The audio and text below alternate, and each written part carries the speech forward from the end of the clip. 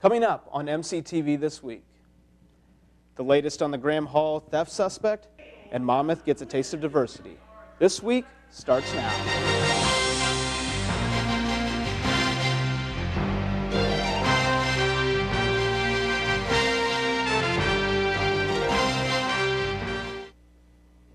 Hello and welcome to MCTV This Week. For Cindy Herrera, I'm Cameron Lyon. The suspect in the Graham Hall burglary has been charged. Janessa Calderon has more. Justin Curdy is currently in custody, charged with 3 counts of felony residential burglary. His bail is set at $75,000. On Saturday, September 14th, someone broke into Graham Hall and stole several personal items from rooms. From security footage, police identified the suspect, Justin Curdy.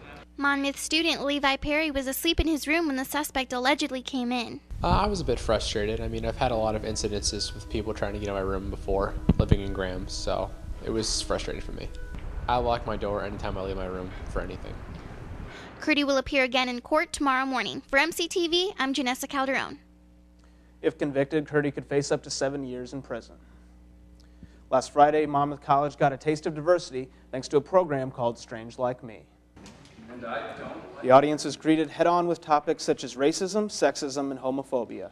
The play started off with one of the characters staring down the students, calling them racist names and other rude comments, such as mentioning people in the audience being obese.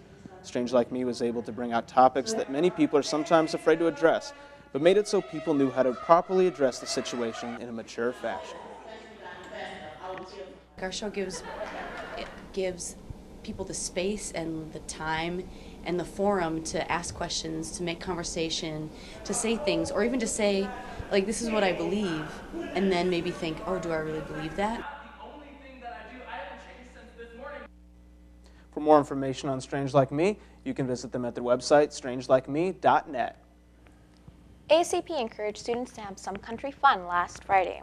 ASAP hosted a country night in the Athletic Hub Center for MC students' enjoyment. Students had a chance to take pictures with friends, ride a mechanical bull, and other fun crafts and activities to help show off their countryside.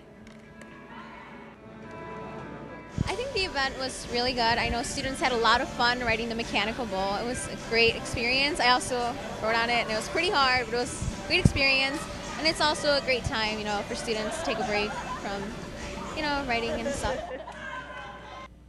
This Friday, ASAP will host a homecoming spirit shout and announce the homecoming royalty.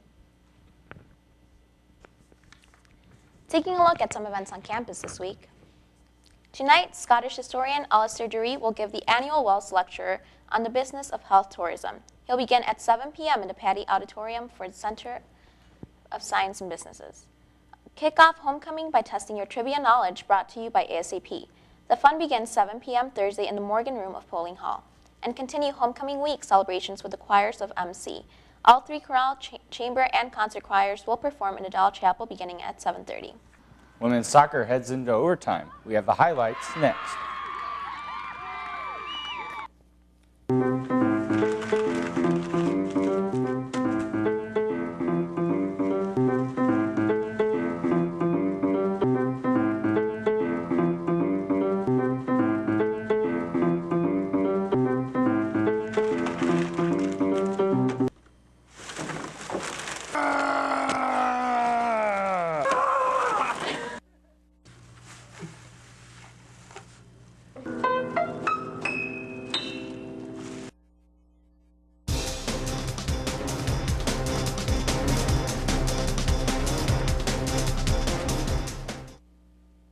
Fighting Scots women's soccer team played host to Illinois College this weekend as they look to extend their undefeated conference record. Illinois College gave Monmouth a run for their money in Game 4 of the women's conference season as they held the score at 0-0 through the half. This save by senior Sam Barenko proved crucial to the Scots as momentum swung Monmouth's way through the second half. For the third time this season, 90 minutes were not enough as the game headed into overtime. 3 minutes later, Alex Ivy's pass found junior Lauren Kellen as she nailed the game-winning goal, securing Monmouth's third overtime win and a 4-0 record in the Midwest Conference. We've had 2 other overtime knock-ins, and it was never me, and I'm happy to have my other teammates knocking in, but it feels great to get the W. 4-0 is so big. We had so many chances. I don't know how many times we hit the post or were, inches away from getting the goal in, so that last one felt really good. Branco feels this overtime win will give the team confidence in games to come. This because I know in the future when we get to a really, really big game and we go into overtime, we're going to be that overtime team that wins. So I think that a game like this is just kind of, how would I say, foreshadows how the end of our season is going to be. To extend their record today against Iowa Wesleyan and then again on Saturday against Grinnell College. The men's soccer team also took to the field last Thursday looking to break their 4-game losing streak, this time against Illinois College. The Scots got an early lead in the opening minutes of the game as number 17 sophomore Chizabam Nakime made the first goal, putting the score to 1-0. Illinois College would come back near the end of the first half, tying the score at 1-1. Going right into the second half, Illinois College secured a penalty kick, bringing the score to 2-1. Fighting Scots played hard, but in the end it was Illinois College that walked away with the victory. It's a frustrating loss. I thought we were the better team. We controlled possession, had more chances, and but still gave up 2 goals. You know, it's unfortunate. I think the ref kind of made 2 bad decisions that led to their 2 goals. But you know, that happens in sports all the time, and so you got to face adversity and deal with it, and we didn't deal with adversity well enough today. The men are currently playing in Iowa against Iowa Wesleyan and will travel to Grinnell on Saturday.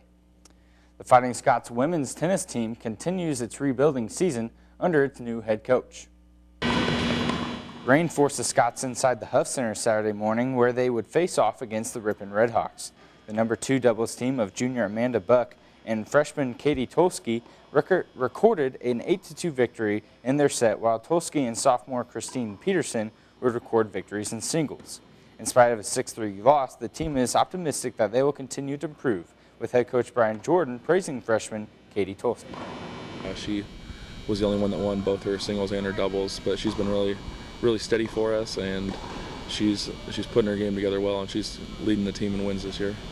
Later that day, the women took on St. Ambrose Fighting Bees. Monmouth was able to score some tough points, but the team was unable to pull through in the end.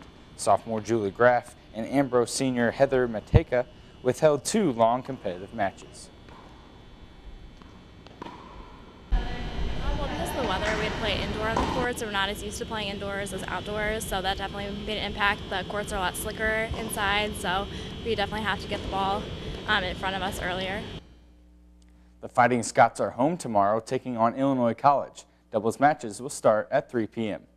There's a look at sports. Here are your scores for this week.